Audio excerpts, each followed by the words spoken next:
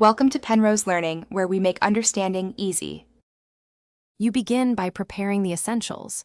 Make sure your device has a stable connection, the correct Google account is active, and date/time is accurate.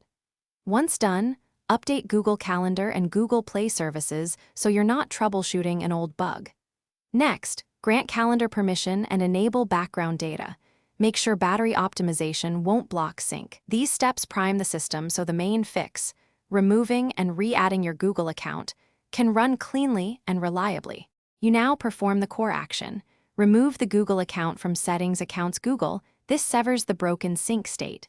Then clear data and cache for Calendar and Google Play services.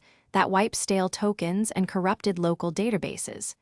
Reboot the device so services restart fresh. After the reboot, add the same Google account back, allow all requested permissions, and let the system rebuild sync tokens. This sequence forces a full, clean resynchronization of calendar data. You finish by verifying sync. Open Google Calendar, pull to refresh, and compare events with web. Google.com/calendar. Make sure each calendar is visible in the list and that sync is enabled for each account calendar under Settings Accounts Google. If events still don't appear, toggle individual calendar visibility and force a manual sync. If problems persist, repeat the remove and re-add step once more, and if all else fails, capture screenshots and account details before contacting Google support so they can see the exact error state.